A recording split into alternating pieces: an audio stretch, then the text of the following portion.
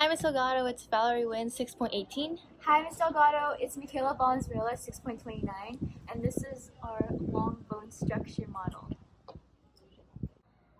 So as you can see here, this is our long bone model. So for the entire outer layer of the bone, we used two different colored soft clay to represent the different regions because soft clay was our best option to mimic the indentations of the long bone. The blue areas shown here are the epiphyses, which are basically the bone ends, and their rounded shape enables them to move more smoothly in the joint, thus allowing more motion. We indicated the two types of epiphyses, the proximal epiphysis and the distal epiphysis. However, the actual layer that makes up the epiphyses is the articular cartilage, so right here. The middle white section is the diaphysis, the axis of the bone that ultimately covers and protects the medullary cavity or the yellow bone marrow cavity. In the periosteum, a glistening white double-layered membrane that covers the entire bone except the joint makes up the diaphysis region. The periosteum serves as a protection as well as a channel for blood and nutrients.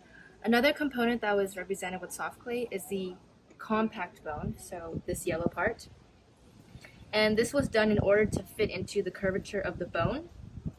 So compact bone is a dense external layer that forms a majority of the hard structure of the skeleton. On the other hand, the spongy bone, which is represented with the sponge, is a honeycomb of small needle-like pieces called trabeculae and is essential for making and storing bone marrow. Spongy bone is surrounded by the compact bone, so the yellow, at the ends of the long bone. Our yellow bone marrow, which is right here, is shown through the hawk glue stick in the center, and this is primarily involved in storing fats in their adipocytes. Next is the medullary cavity, so it's the blue region which surrounds the yellow bone marrow. It stores specific bone marrow and is also in charge of forming red and white blood cells. We use blue foam paper to show the endosteum, which is this blue area, and we use the foam paper because the endosteum has these slight curvature indentations, and we felt that foam was the easiest to make indents. And basically, the endosteum is a thin connective tissue membrane that lines the internal bone structures and forms the medullary cavity.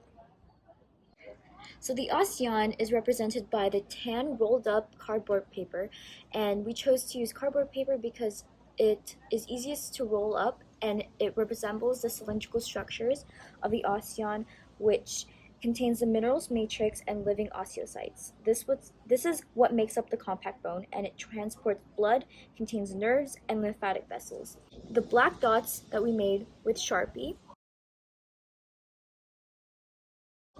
is what represents the osteocytes, which has osteoblasts, osteoclast, and the lacunae.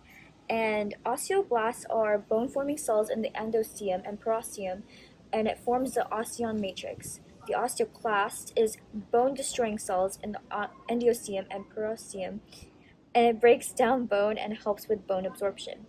The lacunae is the small spaces with the lamellae where bone cells are, and it is found in the borders adjacent to the lamellae, and it houses the bone cells.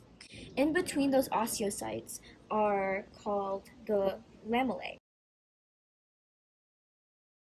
And these are thin layered membranes that surrounds the central canal, and it helps resist twisting and bone torsions. In the middle of the osteon is a tube-like structure called the Haversian canal, and it allows a pathway for the bone's blood supply to go through. Mechanically is hair-like structures in the canal that extends from the lacunae to the compact bone, and it helps form bone and maintain strength and health. So this is the perforating fibers, and this is shown through the tan strings, and we chose this because it resembles the most fiber-like appearance. And the perforating fibers are a connective matrix of connective tissue consisting of bundles of strong, predominantly collagen fibers connecting the periosteum to the compact bone.